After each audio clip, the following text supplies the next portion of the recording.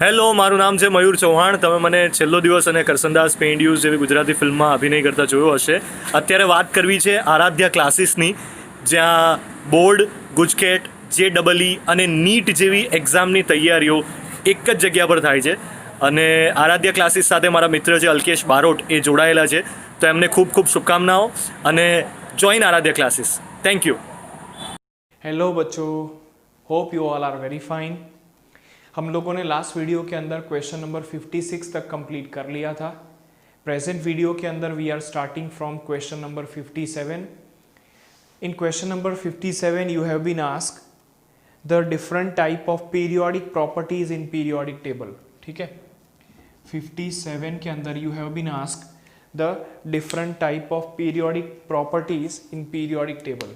ठीक है, different types of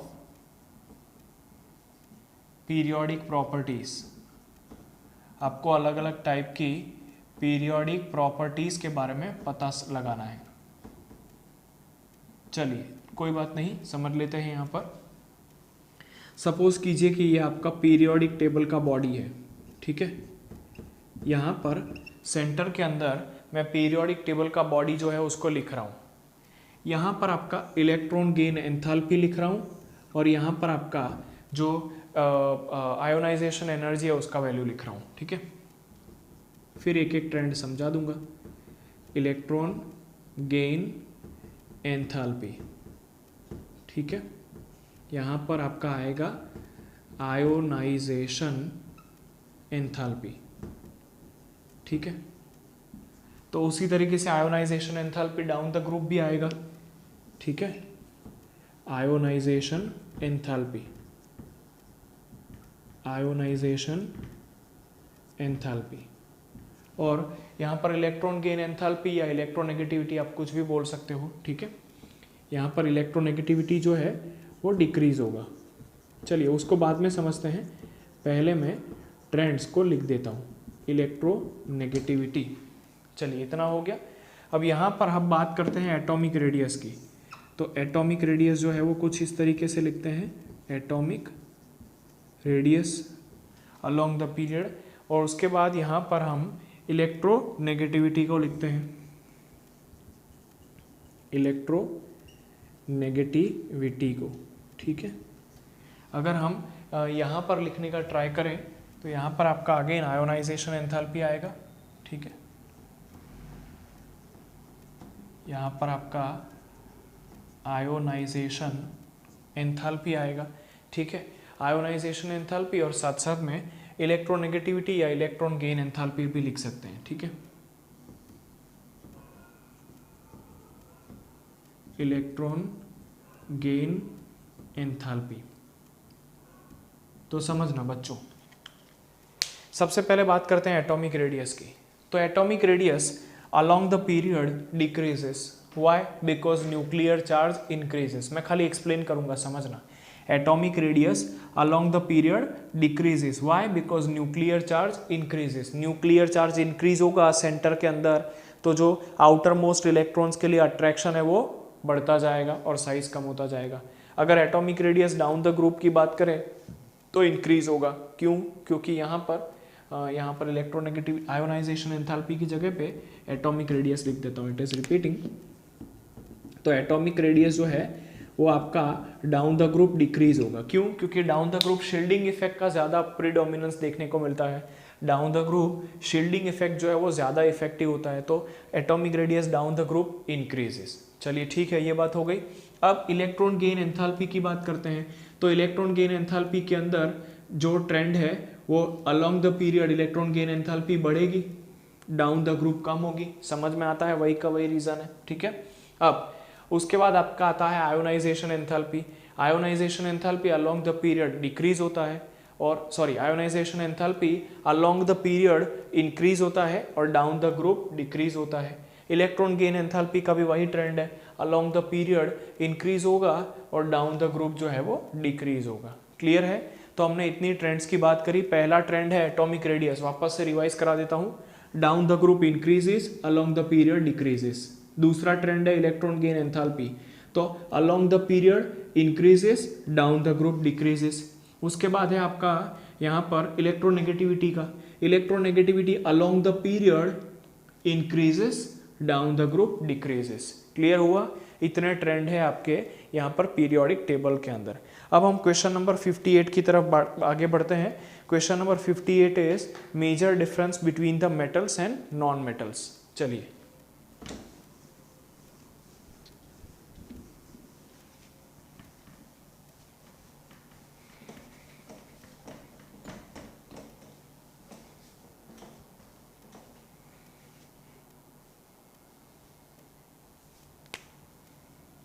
question number 58 हमें यहाँ पर डिफरेंस लिखना है मेटल्स और नॉन मेटल्स का, मेटल्स और नॉन मेटल्स। ठीक है, अब देखिए, जो इजीली लूज कर सके ना इलेक्ट्रॉन्स को, उनको हम बोलते हैं मेटल्स।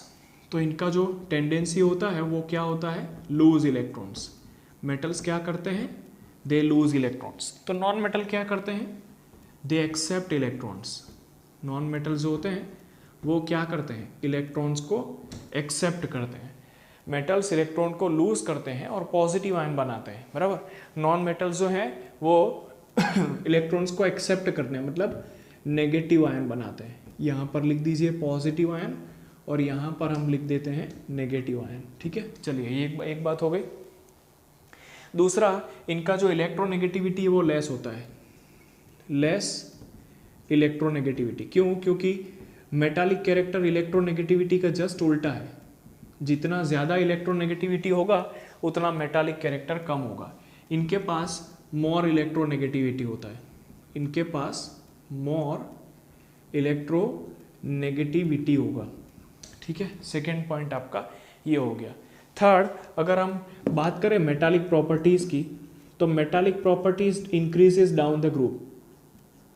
जो मेटालिक प्रॉपर्टीज हैं that increases down the group, वो डाउन द ग्रुप इंक्रीज होती है। मेटालिक प्रॉपर्टीज जो है वो डाउन द ग्रुप इंक्रीज होती है। और नॉन मेटालिक पीरियड प्रॉपर्टीज जो है वो अलोंग द पीरियड इंक्रीज होती है। Along the period non metallic properties जो है वो इंक्रीज होती है। चलिए समझते हैं आगे के पॉइंट्स। यहाँ पर इनके जो ऑक्साइड्स हैं वो बेसिक होते हैं, यहाँ पर इनके ऑक्साइड्स बेसिक होते हैं और यहाँ पर जो इनके ऑक्साइड्स होते हैं वो एसिडिक होते हैं। अब क्वेश्चन आएगा सर वाई, ऐसा क्यों? तो देखिए, इनके जो ऑक्साइड्स हैं ना वो एसिड के साथ रिएक्ट करके सॉल्ट और वाटर बनाते हैं, इसीलिए ये बेसिक हुए। इनके जो ऑक्साइड्स हैं वो बेस के साथ रिएक्ट करके सॉल्ट और वाटर बनाते हैं, इसीलिए ये कैसे हो गए आपके एसिडिक। ठीक है, यहाँ पर मेटल्स जो हैं वो इलेक्ट्रोपॉजिटिव होते हैं हमेशा। मेटल्स हमेशा कैसे होते हैं? इलेक्ट्रोपॉजिटिव। इसका मतलब वो इलेक्ट्रॉन को लूज करके पॉजिटिव आयन बना सकते हैं। और यहाँ पर जो नॉन मेटल्स है वो हमेशा कैसे होते हैं? इलेक्ट्रोनेगेटिव। चलिए, ये भी बात हमको समझ में आ रही है। अगर हम नेक्स्ट पार्ट की बात करें तो यहाँ पर ये बहुत ही ज़्यादा स्ट्रॉन्ग रिड्यूसिंग एजेंट होते हैं, स्ट्रॉन्ग रिड्यूसिंग एजेंट होते हैं। क्यों? क्योंकि ये अपने इलेक्ट्रॉन्स को बहुत इजीली डोनेट कर सकते हैं, तो दूसरे एलिमेंट को रिड्यूस कर सकते हैं, इसीलिए इसका नाम हो गया स्ट्रॉन्ग रिड्यूसिंग एजेंट। क्योंकि ये दूसरों के इलेक्ट्रॉन्स को एक्सेप्ट करते हैं, ये जो हैं वो स्ट्रॉन्ग ऑक्सीडाइजिंग एजेंट बोले जाते हैं। याद रखो बच्चों, जो अपने इलेक्ट्रॉन को दूसरों को दे पाए, बराबर, उसको रिड्यूसिंग एजेंट बोलेंगे। क्यों? क्योंकि अपने इलेक्ट्रॉन जब दूसरों को देगा तब वो दूसरों को रिड्यूस करेगा। ये जो है वो दूसरों के इलेक्ट्रॉन को एक्सेप्ट करता है, मतलब दूसरों को ऑक्सीडाइज कर रहा है, इसलिए इसका नाम हो गया ऑक्सीडाइजिंग एजेंट। और इसका नाम जो है वो आपका क्या हो गया? Reducing agent. लास्ट जो पॉइंट है वो ये है कि ये आयोनिक कंपाउंड बनाते हैं, आयोनिक कंपाउंड बनाते हैं, बराबर। और यहाँ पर ये जो है वो कोवेलेंट कंपाउंड बनाते हैं, यहाँ पर ये जो है वो कोवेलेंट कंपाउंड बनाते हैं। अब जिन लोगों को आयोनिक और कोवेलेंट का डिफरेंस समझ में नहीं आता उन लोगों के लिए NaCl जो है वो आयोनिक कंपाउंड है। यहाँ पर Na+ और Cl- जो है वो एग्जिस्ट करते हैं, यहाँ पर इन दोनों के बीच में आयोनिक बॉन्ड होता है। ये दो कंपाउंड जो है सिंपल डेफिनेशन में आयंस के फॉर्म में होते हैं। और जो कोवेलेंट कंपाउंड होते हैं वो आयंस के फॉर्म में नहीं होते हैं, बराबर। उनके बीच में जो है वो कोवेलेंट बॉन्ड होता है, कोवेलेंट बॉन्ड यहाँ पर प्रेजेंट होता है, मतलब इन दोनों के बीच में शेयरिंग ऑफ इलेक्ट्रॉन से बॉन्ड बनता है। और यहाँ पर जो है वो इलेक्ट्रॉन का जो इन दोनों के बीच में जो बॉन्ड है वो आयोनिक बॉन्ड है और वो ट्रांसफर ऑफ इलेक्ट्रॉन की मदद से बनता है। क्लियर हुआ? ठीक है, तो ये हो गया आपका difference between metals and non metals. अब हम नेक्स्ट क्वेश्चन की तरफ आगे बढ़ते हैं, विच इज क्वेश्चन नंबर 59। पढ़ लीजिए क्वेश्चन को।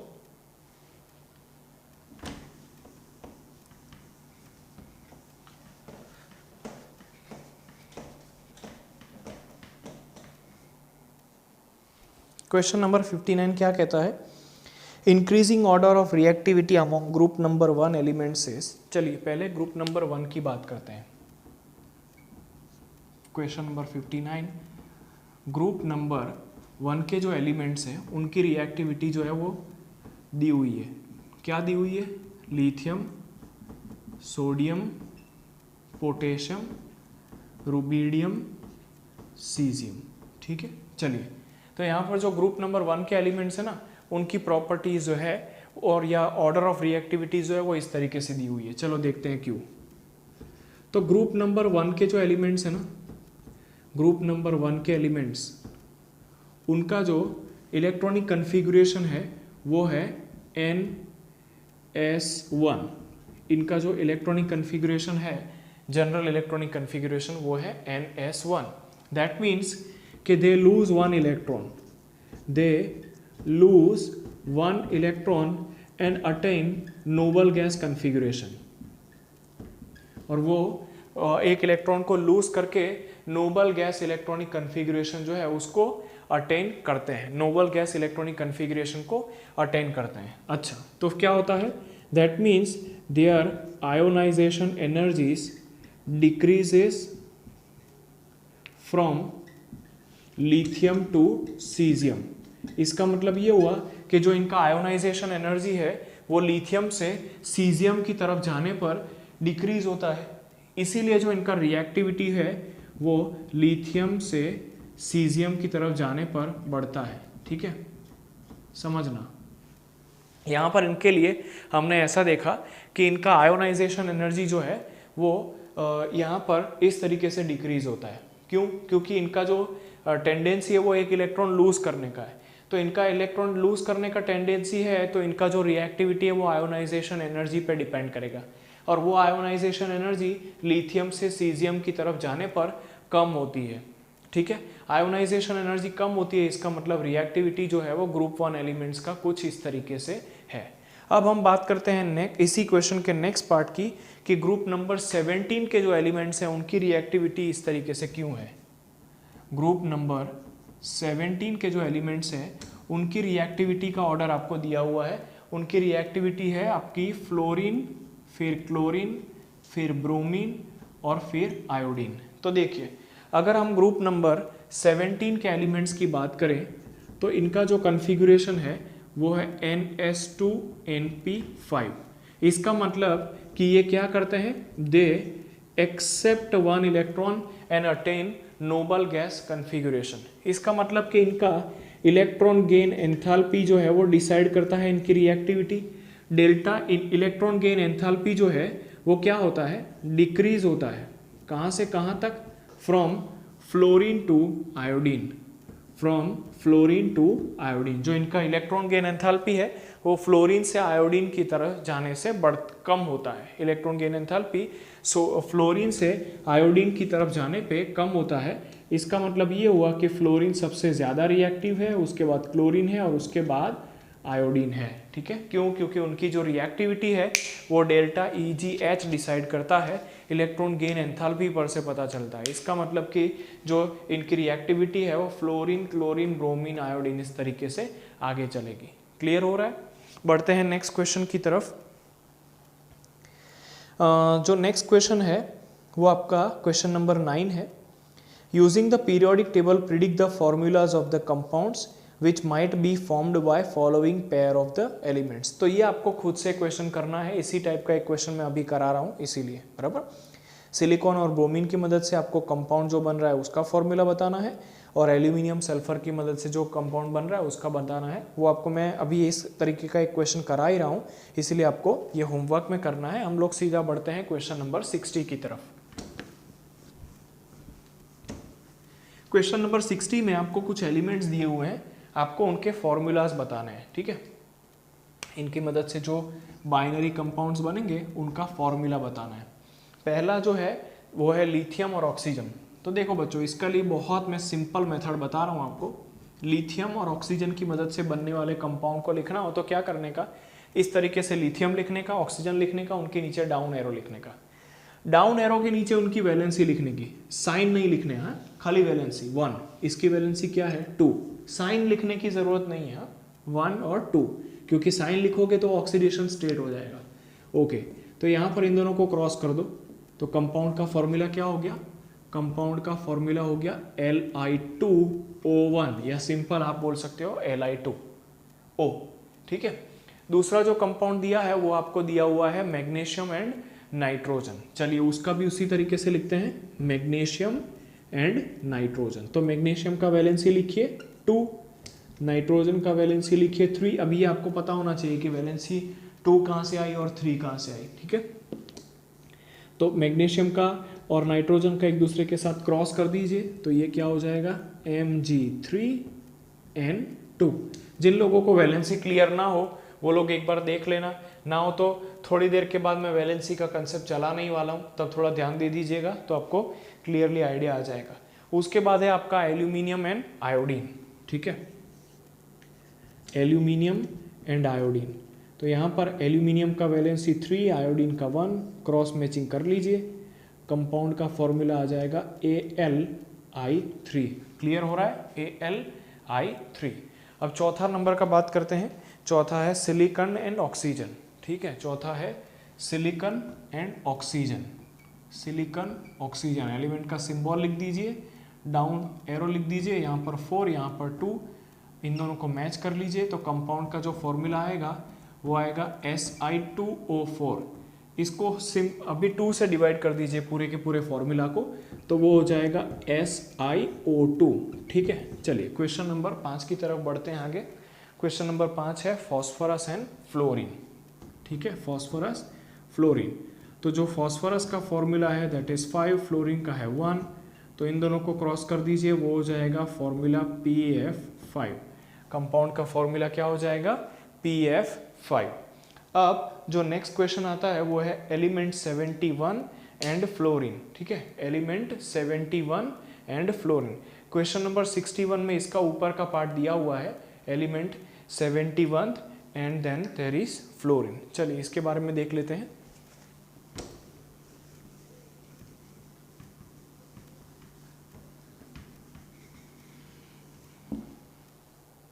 Element is 71th element and then there is fluorine. तो सबसे पहले इसका इलेक्ट्रॉनिक कन्फिगरेशन लिख लेते हैं।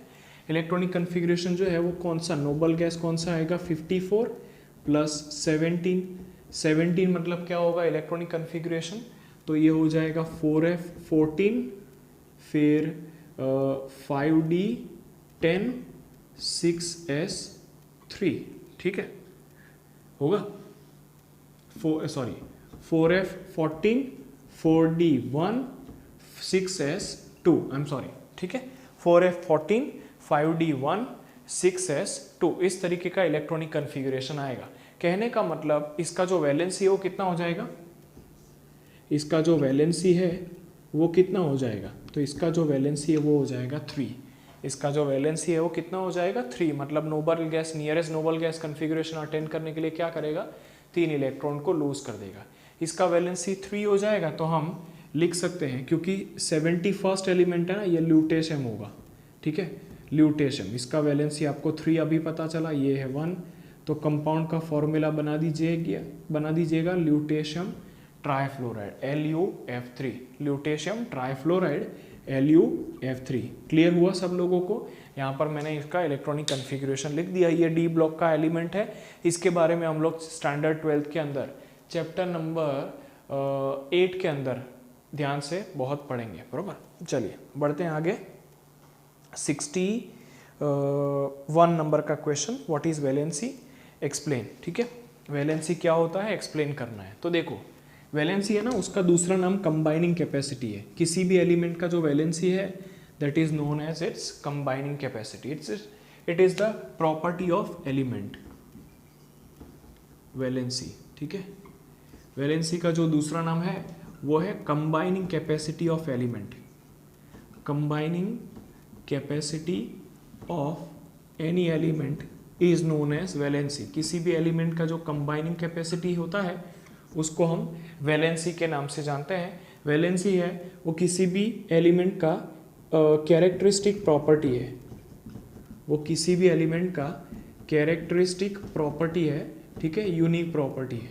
जैसे किसी भी एलिमेंट का जो वैलेंसी होता है वो फिक्स ही होता है, बराबर, वो चेंज नहीं होता है। तो यहाँ पर वैलेंसी जो है that is equal to two chances, या तो नंबर ऑफ वैलेंस इलेक्ट्रॉन्स, वो या तो नंबर ऑफ वैलेंस इलेक्ट्रॉन्स के बराबर होती है या तो 8 minus number of valence electrons के बराबर होती है। जो वैलेंसी है वो या तो वैलेंस इलेक्ट्रॉन के बराबर होती है या तो 8 minus number of valence electron के बराबर होती है। चलिए देखते हैं कैसे। यहाँ पर मैं लिख देता हूँ ग्रुप। ठीक है, यहाँ पर हम लोग लिख देते हैं ग्रुप। यहाँ पर नंबर ऑफ वैलेंस इलेक्ट्रॉन्स लिखेंगे, नंबर ऑफ वैलेंस इलेक्ट्रॉन्स लिखेंगे और उसके बाद हम यहाँ पर वैलेंसी लिखेंगे। ठीक है, यहाँ पर वैलेंसी लिखेंगे। यहाँ पर लिख देता हूँ 1, यहाँ पर 2, यहाँ पर 13 से कहाँ तक आएगा बच्चों, 18 तक।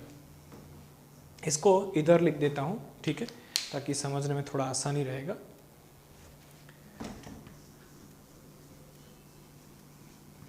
तो देखिए यहाँ पर लिखा जा रहा है ग्रुप। ठीक है, वही का वही डेटा कॉपी कर रहा हूँ। यहाँ पर है आपका number of valence electrons, number of valence electrons, और उसके बाद यहाँ पर लिख रहे हैं वैलेंसी। ठीक है, तो ग्रुप जो है वो 1 से लेकर के 2 और उसके बाद 13 से लेकर के 18 तक। ठीक है, ग्रुप यहाँ पर लिख रहे हैं 1, 2, उसके बाद देयर इज 13, 14, 15, 16, 17 और 18। ठीक है, अगर हम 1 नंबर के ग्रुप की बात करें तो यहाँ पर नंबर ऑफ वैलेंस इलेक्ट्रॉन 1 है, यहाँ पर 2 है। अगर हम 13th ग्रुप की बात करें तो 13 ग्रुप के अंदर देर आर 3 वैलेंस इलेक्ट्रॉन्स, 14 के अंदर 4, 15 के अंदर 5, यहाँ पर 6, यहाँ पर 7 और यहाँ पर 8। ठीक है, अब वैलेंसी की बात करते हैं। तो यहाँ पर जो वैलेंसी है वो है 1, 2, 3, 4। मैंने क्या बोला था, valency is equal to number of valence electrons और 8 minus number of valence electron. तो देखिए यहाँ तक 4 तक जो है ना वो नंबर ऑफ वैलेंस इलेक्ट्रॉन्स और वैलेंसी सेम ही है, बट 4 के बाद जो वैलेंसी है उसके वैल्यूज 2 है। पहला तो यही का यही है और उसके बाद 8 माइनस 5, मतलब यहाँ पर 2 वैलेंसीज पॉसिबल है, 5 या तो 3। लाइकवाइज यहाँ पर भी 2 वैलेंसीज पॉसिबल है, 6 या तो 2। यहाँ पर भी 2 वैलेंसीज पॉसिबल है, 1 या तो 7, और यहाँ पर वैलेंसी जो पॉसिबल है वो है 0 या तो फिर अनदर वैलेंसी इज 8। अब देखो इसका मतलब आसानी से या सबसे ज़्यादा स्टेबल वैलेंसी कौन सी होगी, 3। क्यों, क्योंकि 5 इलेक्ट्रॉन्स लूज करने से 3 इलेक्ट्रॉन गेन करना बहुत ही आसान है। यहाँ पर 6 इलेक्ट्रॉन लूज करने से 2 इलेक्ट्रॉन गेन करना आसान है। यहाँ पर 7 इलेक्ट्रॉन लूज करने से 1 इलेक्ट्रॉन गेन करना आसान है। ठीक है, और यहाँ पर तो इसका वैलेंसी 0 है। इसका मतलब कि इसका कंबाइनिंग कैपेसिटी जो है उसका वैल्यू जो है वो कितना आ रहा है, 0 आ रहा है। ठीक है, अब बढ़ते हैं नेक्स्ट क्वेश्चन की तरफ, which is explain periodicity of valence और oxidation states and explain the Na2O and OF2। ठीक है, चलिए ये है आपका क्वेश्चन नंबर 62। आपको यहाँ पर वैलेंस और ऑक्सीडेशन स्टेट का डिफरेंस समझाना है। यहाँ पर इस क्वेश्चन के अंदर मैं थोड़ा सा अपना लैंग्वेज ऐड करूँगा, बच्चों समझना, वहाँ पर थोड़ा सा आपको कम समझ में इस तरीके से दिया हुआ है, वैलेंस और ऑक्सीडेशन स्टेट, इसका आपको डेफिनेशन देना है। ठीक है, तो वैलेंस और ऑक्सीडेशन स्टेट का जो डेफिनेशन है वो हम इस तरीके से लिख सकते हैं कि the charge acquired on atom, the charge acquired on an element या एटम ड्यू टू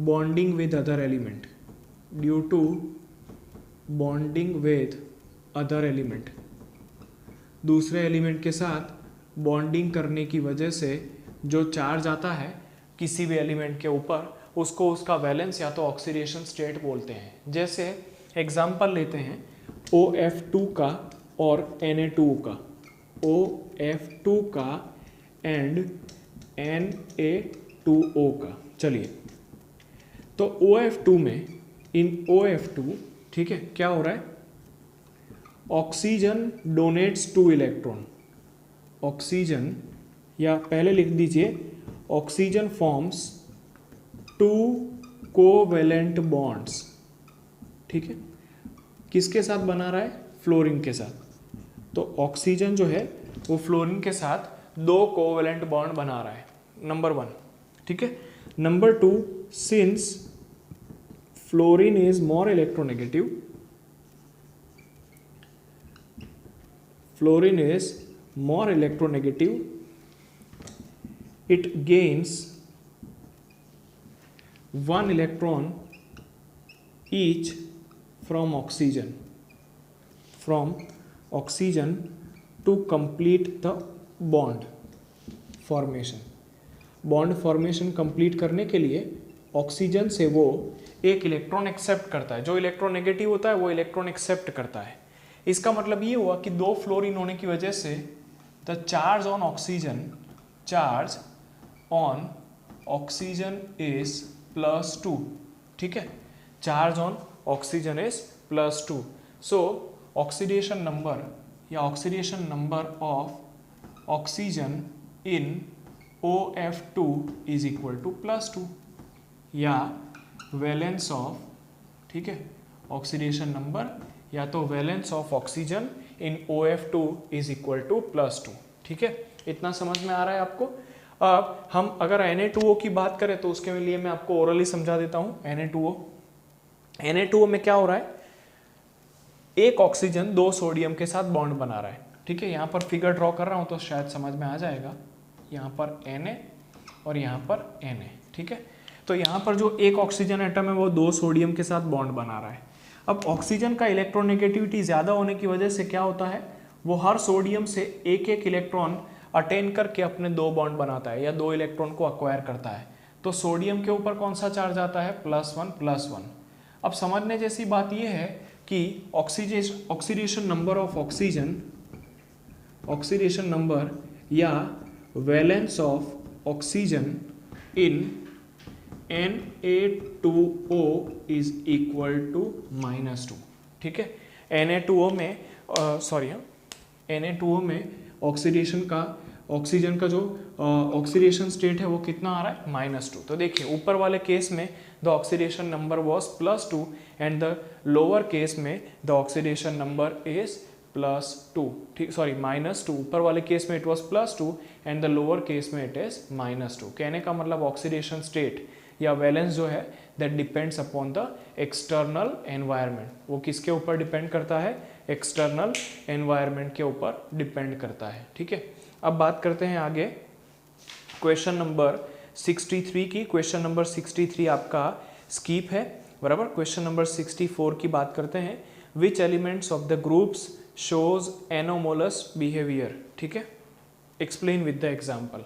तो सबसे पहले तो एनोमोलस बिहेवियर के बारे में आपको समझना है। यहाँ पर आपको एनोमोलस बिहेवियर के बारे में समझना है। एनोमोलस मतलब डिफरेंट देन द ट्रेंड। जो ट्रेंड चल रहा है ना उसकी कंपैरिजन में जो डिफरेंट बिहेवियर है उसको एनोमोलस बिहेवियर बोला जाता है। Question number is 64।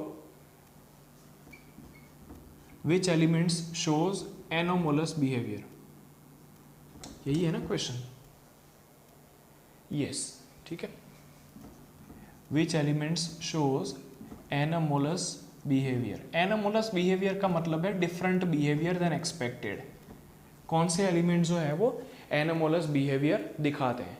तो हर एलिमेंट के जो first group the elements of या द फर्स्ट एलिमेंट्स ऑफ, ऐसा लिखना सही रहेगा, the first elements of each group, the first elements of each group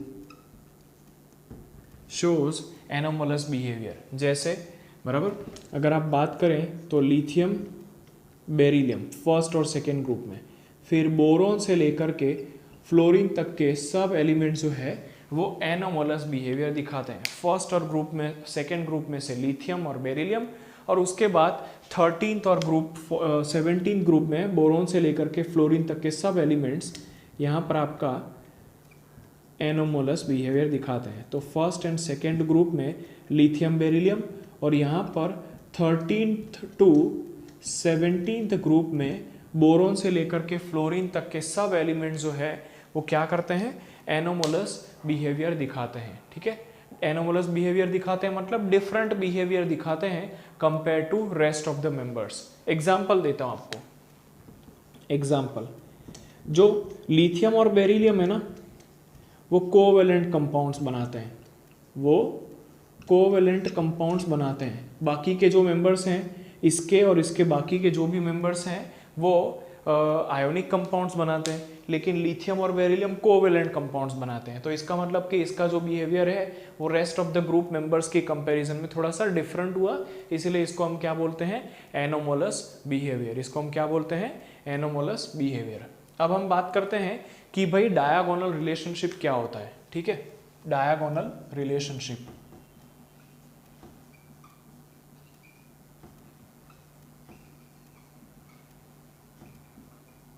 तो देखो the elements of first group या the first elements of group,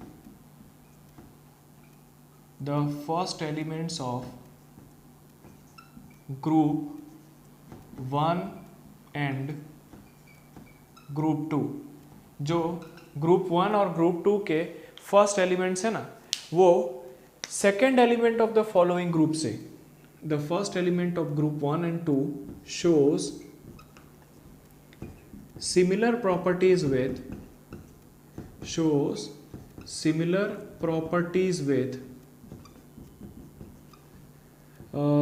other element of the successive group या with second element of successive groups। जो यहाँ पर ये first और second elements है ना वो फर्स्ट एंड सेकेंड ग्रुप के जो पहले पहले एलिमेंट्स हैं बराबर, वो उसके बाद वाले ग्रुप के एलिमेंट्स के साथ डायगोनल रिलेशनशिप दिखाते हैं। चलिए एग्जांपल की मदद से समझते हैं। यहाँ पर है आपका लिथियम बेरिलियम, ठीक है, यहाँ पर है बेरिलियम मैग्नीशियम, उसके बाद आपका यहाँ पर आएगा बैंगन आलू, तो यहाँ पर आपका आएगा एल्यूमिनियम। यहाँ पर है ग्रुप नंबर 1, यहाँ पर है ग्रुप नंबर 2, यहाँ पर है ग्रुप नंबर 13। तो जो लिथियम है ना वो उसके सेकेंड एलिमेंट सक्सेसिव ग्रुप के सेकेंड एलिमेंट के साथ, उसका सक्सेसिव ग्रुप कौन सा हुआ, ग्रुप नंबर 2, उसके सेकेंड एलिमेंट के साथ रिलेशनशिप दिखाता है, सिमिलर प्रॉपर्टीज दिखाता है। इस रिलेशनशिप को डायगोनल रिलेशनशिप बोला जाता है। उसी तरीके से जो बेरिलियम है वो एल्यूमिनियम के साथ सिमिलरिटी इन प्रॉपर्टीज दिखाता है। तो इस चीज को हम लोग डायगोनल रिलेशनशिप के नाम से जानते हैं। इसको हम क्या बोलते हैं, डायगोनल रिलेशनशिप के नाम से जानते हैं बराबर। आपका पेज नंबर 171 के ऊपर जो क्वेश्चन नंबर 10 दिया हुआ है उसको देख लेते हैं। क्वेश्चन नंबर 65 छोड़ दीजिएगा, ठीक है। क्वेश्चन नंबर 10 देख लेते हैं। Are the oxidation states and covalency of aluminium in the compound same. आपको एक कंपाउंड दिया है, उसके अंदर ऑक्सीडेशन स्टेट और कोवेलेंसी क्या सेम है वो आपको बताना है बरोबर। पहले कंपाउंड का नाम लिख देते हैं बराबर। क्वेश्चन नंबर 10, यहाँ पर जो कंपाउंड दिया है वो है AlCl, Al.Cl.Na H2O5, ठीक है, Al.Cl H2O5 प्लस 2। तो यहाँ पर आपको ऐसा बोला है कि क्या इनका ऑक्सीडेशन स्टेट और कोवेलेंसी सेम है। तो देखिए कोवेलेंसी मतलब इसका कंबाइनिंग कैपेसिटी, हाँ, वो कितने एलिमेंट के साथ जुड़ा हुआ है। तो कोवेलेंसी कितना है, देखो एल्यूमिनियम का, तो एल्यूमिनियम का कोवेलेंसी है 1, ये क्लोरीन के साथ जुड़ा हुआ है, प्लस 5 वाटर के साथ जुड़ा हुआ है, मतलब इसका कोवेलेंसी जो है वो 6 है एल्यूमिनियम का। हाँ, आपको यहाँ पर कोवेलेंसी का मतलब समझना है कितने दूसरे ग्रुप ऑफ एटम्स या एटम्स से जुड़ा हुआ है। तो यहाँ पर 1 क्लोरीन से जुड़ा हुआ है और 5 वाटर से जुड़ा हुआ है, तो इसका कोवेलेंसी जो है वो 6 हो गया। अब ऑक्सीडेशन स्टेट कैलकुलेट करते हैं। तो ऑक्सीडेशन स्टेट मतलब क्या हुआ, सपोज कि आपको Al.Cl.H2O5 का ऑक्सीडेशन स्टेट निकालना है, बराबर। चलिए यहाँ पर जो ओवरऑल चार्ज है वो +2 है। जिस भी एलिमेंट का ऑक्सीडेशन स्टेट निकालना है उसको x मान लो, x प्लस यहाँ पर 1 क्लोरीन है और ऑक्सीजन का, क्लोरीन का जो ऑक्सीडेशन स्टेट होता है वो -1 होता है, थोड़ा सा बड़ा लिख देते हैं, x प्लस 1 इंटू यहाँ पर क्लोरीन का जो ऑक्सीडेशन स्टेट है वो -1 होता है। वाटर का कोई ऑक्सीडेशन नहीं होता है, न्यूट्रल कंपाउंड है इसलिए 0। यहाँ पर क्योंकि 5 वाटर मॉलिक्यूल है हम ब्रैकेट में 0 लिखेंगे। ओवरऑल चार्ज कॉम्प्लेक्स के ऊपर +2 है इसलिए उसको बाहर +2 लिखा जाएगा, ठीक है। तो ये क्या हो जाएगा, x - 1 = +2। तो इसका मतलब ये हुआ कि x का वैल्यू +3। तो जो एल्यूमिनियम का ऑक्सीडेशन स्टेट है वो कितना आ गया, एल्यूमिनियम का ऑक्सीडेशन स्टेट जो है वो +3 आ गया। तो यहाँ पर ऑक्सीडेशन स्टेट और कोवेलेंसीज सेम नहीं है, ऑक्सीडेशन स्टेट +3 है और जो कोवेलेंसी का वैल्यू है वो +6 है, ठीक है। चलिए अब उसी के अंदर नेक्स्ट क्वेश्चन दिया हुआ है, show the chemical reaction of Na2O and Cl2O7 with water, बराबर। Na2O7 का और Cl2O7 का वाटर के साथ आपको रिएक्शन दिखाना है। चलिए दिखा देते हैं। यहाँ पर Na2O प्लस वाटर करोगे तो क्या होगा, NaOH बनेगा। इक्वेशन को बैलेंस करने के लिए आप 2 से मल्टीप्लाई कर दो, बराबर। कैसे बनेगा समझ लो, बराबर। यहाँ पर जो Na+ है वो इसके साथ OH- के साथ सिंपल वे में अट्रैक्शन फोर्स जो है वो एक्सपीरियंस करेगा, ठीक है। और Cl2O7 को अगर आप वाटर के साथ रिएक्ट कराओगे तो ये क्या बनाएगा, एसिड बना देगा HClO4, ठीक है, हाइपोक्लोरिक एसिड, ठीक है।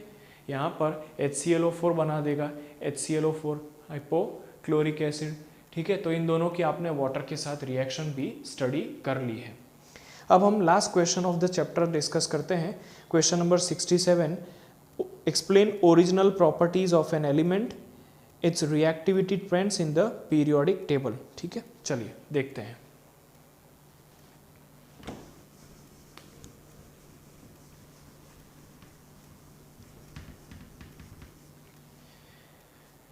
क्वेश्चन नंबर है आपका 66 आई एम सॉरी, ठीक है।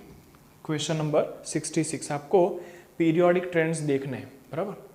सभी एलिमेंट्स के अंदर हमें पीरियोडिक ट्रेंड्स देखने हैं। तो सबसे पहले बात करते हैं एटॉमिक रेडियस की, ठीक है। तो एटॉमिक रेडियस, अब आपको पता है कि एटॉमिक रेडियस जो है वो अलोंग द पीरियड डिक्रीज होता है। अलोंग द पीरियड क्या होता है, डिक्रीज होता है। ये मैंने आपको नंबर ऑफ टाइम्स बता दिया है। डाउन द ग्रुप जो है वो इंक्रीज होता है। अगर हम एटॉमिक रेडियस की बात करें तो अलोंग द पीरियड जो है वो डिक्रीज होता है और डाउन द ग्रुप जो है वो इंक्रीज होता है। तो अगर एटॉमिक रेडियस की बात इस तरीके से हुई तो आयोनाइजेशन एंथैल्पी बहुत अच्छे से समझ सकते हैं, आयोनाइजेशन एंथैल्पी, ठीक है। तो जो आयोनाइजेशन एंथैल्पी है वो अलोंग द पीरियड इंक्रीज होगा। समझ सकते हैं आप, इधर से एटॉमिक रेडियस डिक्रीज हो रहा है तो ये इंक्रीज होगा, और डाउन द ग्रुप जो है वो क्या हो रहा है, डिक्रीज हो रहा है, ठीक है। चलिए ये बात हो गई। अब आयोनाइजेशन एंथैल्पी के बाद हम बात करते हैं इलेक्ट्रॉन गेन एंथैल्पी की, ठीक है। इलेक्ट्रॉन गेन एंथैल्पी, तो electron gain enthalpy along the period जो है वो इंक्रीज होता है और डाउन द ग्रुप जो है वो आपका डिक्रीज होता है। डाउन द ग्रुप क्या होता है, डिक्रीज होता है, समझिएगा, electron gain enthalpy along the period increase होता है और डाउन द ग्रुप जो है वो डिक्रीज होता है। तो इसका मतलब ये हुआ कि एलिमेंट्स का जो एलिमेंट्स हैं, ठीक है, वो लेफ्ट हैंड साइड में बहुत ही ज़्यादा रिएक्टिव है और राइट हैंड साइड में बहुत ही ज़्यादा रिएक्टिव है। क्यों? क्योंकि लेफ्ट हैंड साइड में भी आयोनाइजेशन एंथैल्पी बहुत कम है और राइट हैंड साइड में इलेक्ट्रॉन गेन एंथैल्पी जो है बहुत ही ज़्यादा है, ठीक है। Ionisation enthalpy left hand side में कम है, इसका मतलब हाईली रिएक्टिव मेटल्स हैं, और electron gain enthalpy right hand side में बहुत ज़्यादा है। इसका मतलब ये है कि यहाँ पर जो एलिमेंट्स हैं वो आपके राइट हैंड साइड में ज़्यादा रिएक्टिव है, ठीक है। अब ऐसा बोल सकते हैं कि left and right reactive elements जो हैं वो बैठे हुए हैं। लेफ्ट एंड राइट में जो रिएक्टिव एलिमेंट्स हैं वो यहाँ पर आपके बैठे हुए हैं, बराबर। अब हम बात करते हैं reactivity in oxidation and reduction. तो जो लेफ्ट में एलिमेंट्स हैं वो रिड्यूसिंग एजेंट्स हैं। वो कैसे हैं? रिड्यूसिंग एजेंट्स, क्योंकि वो इलेक्ट्रॉन को डोनेट कर सकते हैं। और जो राइट में एलिमेंट्स हैं वो कैसे हैं? तो वो ऑक्सीडाइजिंग एजेंट्स हैं, क्योंकि वो इलेक्ट्रॉन्स को एक्सेप्ट कर सकते हैं, ठीक है।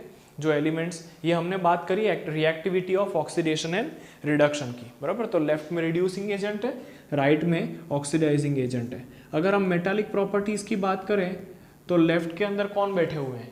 तो लेफ्ट के अंदर एक्सक्लूसिवली मेटल्स बैठे हुए हैं, मेटालिक प्रॉपर्टी इंक्रीज होता है। और राइट की बात की जाए तो राइट के अंदर जो नॉन मेटालिक प्रॉपर्टी है, ठीक है, वो बढ़ता चला जाता है। नॉन मेटालिक प्रॉपर्टी जो है वो बढ़ता चला जाता है। उसके बाद रिएक्टिविटी ऑफ ऑक्सीजन का ट्रेंड आता है, ठीक है। मैं आपको अलग अलग चीज़ें पॉइंट वाइज लिख के समझा रहा हूँ ताकि आपको इजीली समझ में आ जाए, ठीक है। यहाँ पर 7 नंबर के अंदर आता है रिएक्टिविटी विद ऑक्सीजन। रिएक्टिविटी, देखिए ये था ऑक्सीडाइजिंग एंड रिड्यूसिंग कैरेक्टर, ये था metallic and non metallic character, और यहाँ पर है reactivity with oxygen. Reactivity with oxygen, तो इसके अंदर हम समझ सकते हैं कि दोनों ही एलिमेंट्स, लेफ्ट और राइट, दोनों ही एलिमेंट्स जो है वो ऑक्साइड्स बनाते हैं। Left and right elements easily oxide बनाते हैं। राइट एलिमेंट्स जो है वो इजीली ऑक्साइड्स बनाते हैं। इजीली क्या बना देते हैं? ऑक्साइड्स बना देते हैं, ठीक है। जो लेफ्ट हैंड साइड के ऑक्साइड्स हैं वो बेसिक हैं। लेफ्ट हैंड साइड के जो ऑक्साइड्स हैं वो बेसिक हैं, बराबर। जो राइट हैंड साइड के ऑक्साइड्स हैं, जो राइट हैंड साइड के ऑक्साइड्स हैं वो एसिडिक हैं। और जो मिडल एलिमेंट्स हैं, मिडल एलिमेंट्स, उनके ऑक्साइड्स या तो न्यूट्रल है या तो एम्फोटेरिक है। न्यूट्रल है मतलब क्या हुआ कि अगर हम बात करें तो CO है, NO2 है, ये सब न्यूट्रल हैं। एम्फोटेरिक की बात की जाए तो एल्यूमिनियम के ऑक्साइड्स और आर्सेनिक के ऑक्साइड्स जो हैं वो आपके एम्फोटेरिक है। एम्फोटेरिक का मतलब समझिएगा, एम्फोटेरिक मतलब यहाँ पर ये एसिड और बेस दोनों के साथ रिएक्ट कर सकते हैं। ये एसिड के साथ भी रिएक्ट कर सकते हैं और ये बेस के साथ भी रिएक्ट कर सकते हैं। ऐसे ऑक्साइड्स को हम एम्फोटेरिक ऑक्साइड्स बोलते हैं। तो बच्चों यहाँ पर ये चैप्टर जो है उसका theory as well as exercise part complete होता है। हम लोग जो भी रिमेनिंग एक्सरसाइज बच जाती है उसको नेक्स्ट वीडियो लेक्चर के अंदर कवर करने का ट्राई करेंगे। तब तक के लिए thank you very much for carefully listening me, and please do subscribe the Aradhya classes YouTube channel, and also comment also, that will really motivate us to do the good things. Thank you very much. હાય, હું છું આકાશ ઝાલા. તમે મને જી, Hellaro, અફરાતફરી, Gujjubhai the great જેવી ઘણી બધી ફિલ્મોમાં અભિનય કરતા જોયો હશે અને તમને બહુ જ ખૂબ હસાયા છે, ક્યાંક રડાયા છે અને ક્યાંક બીવડાયા છે. તો આજે હું તમારી જોડે વાત કરવા આવ્યો છું આરાધ્ય ક્લાસીસની. આરાધ્ય ક્લાસીસ એક એવું પ્લેટફોર્મ છે જ્યાં એક જ પ્લેટફોર્મની નીચે બોર્ડ, ગુજકેટ, JEE અને નીટ નામની એક્ઝામની તૈયારીઓ બહુ સુંદર રીતે કરાવવામાં આવે છે. અને આ ક્લાસીસ સાથે મારા બહુ જ અંગત મિત્ર અલ્કેશ બારોટ જોડાયેલા છે.